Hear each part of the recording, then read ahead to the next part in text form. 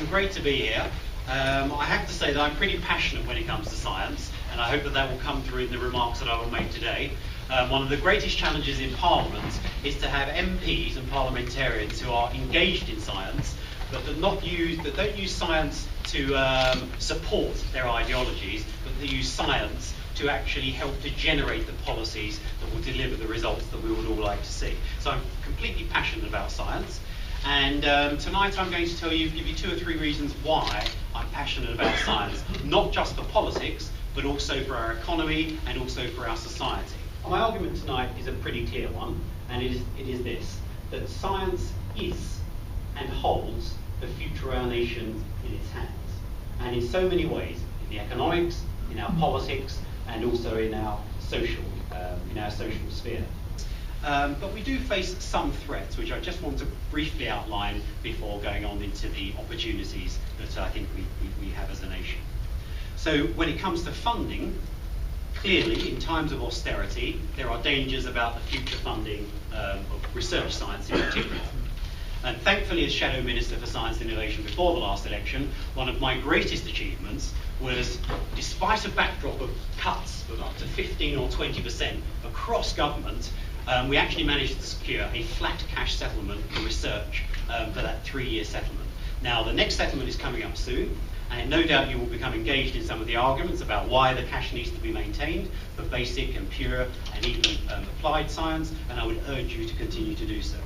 So the funding challenge remains, even though it's been relatively consistent for the last several years. There's also a bit of a threat or a challenge when it comes to politicians and science.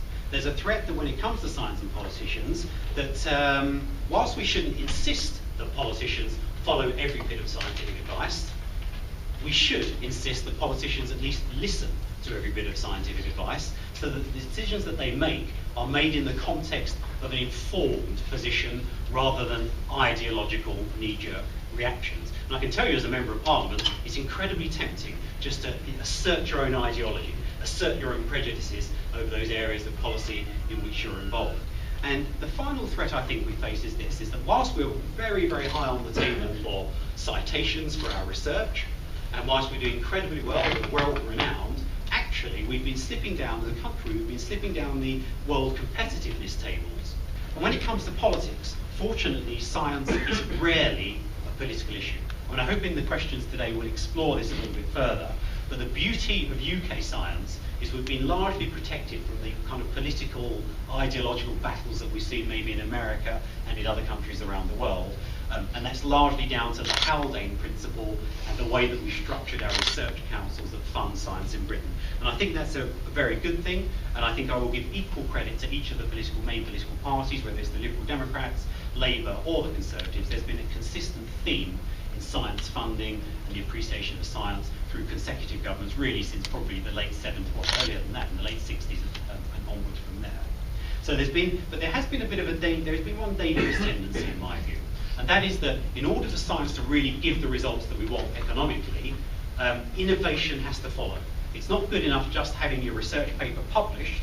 What's important is that that translates into real products and services, that through engineering, that translates into products and services that give an economic benefit to Britain and thereby to the rest of the world later on. Innovation, I think, comes from the heart of people. If you're studying any science subject at Imperial, you will be ruthlessly curious about what you're doing. You'll want to uncover the mysteries of the world, uncover the mysteries of the scientific branch that you're studying. And it seems to me that 7 billion human beings exist on the planet today, largely because we have evolved. We've responded to our circumstances, we've dodged the threats, we've invented things that help us to defend ourselves and progress society. So that I really believe that innovation, the application of science, is deeply rooted both in our biology, in our psychology, and in the DNA which drives us as a species. Quite often it's a scientific discovery that brings about the change that politicians eventually reluctantly accept.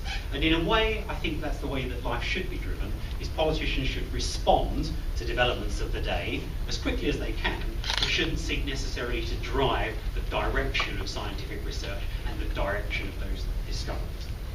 Because it's not simply about pouring more money into research, important though that is, and it's not about insisting that MPs always follow scientific advice or scientific method, but it is about ensuring that MPs understand and parliamentarians understand the scientific approach to policy formation and recognise the value of science in public policy making.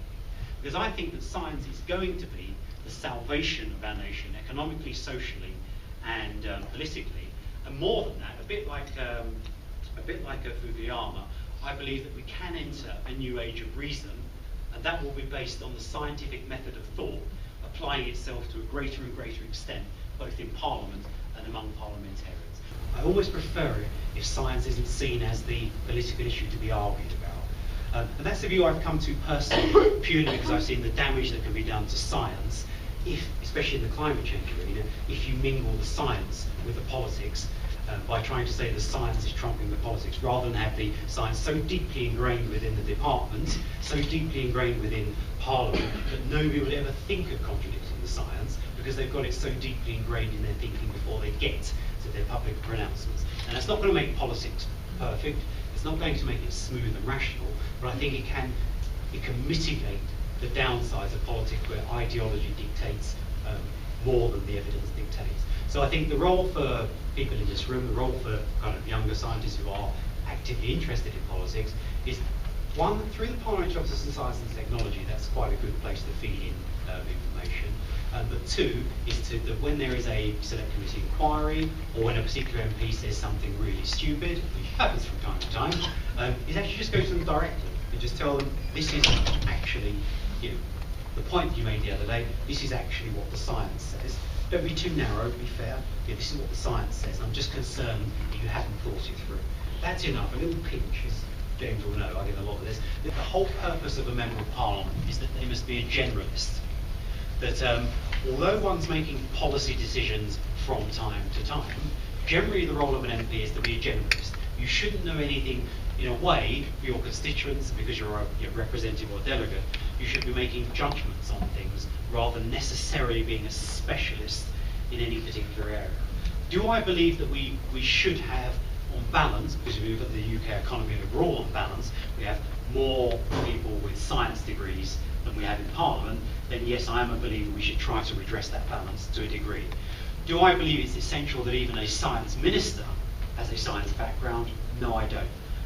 But I think that the mechanisms around Parliament to support MPs must ensure that they have that scientific support and that they understand the scientific approach to policy creation. So I don't agree that we need a form of proportional representation. Do I think the Parliament would be improved somewhat if we had more research scientists and people who've had an academic career in science? Yes, I do. I think we're very fortunate in the House of Commons. We've had this debate on the House of Lords reform recently, which has now been kicked into the long grass. We're very fortunate in the House of Lords. We have some of the most eminent and preeminent scientists in the world. So, and they perform a lot of the functions that the House of Commons is either too preoccupied to perform, or too lazy to perform, or too busy to perform, in that they scrutinise the legislation in far greater depth than we have time in the House of Commons to perform.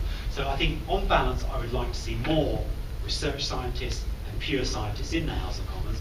Do I believe that it will make a fundamental difference to the way that our democracy functions and to the way in which our policies and our laws are created?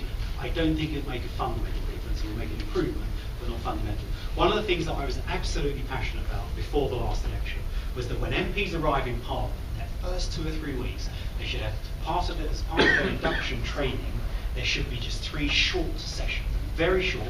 MPs don't have time for anything much.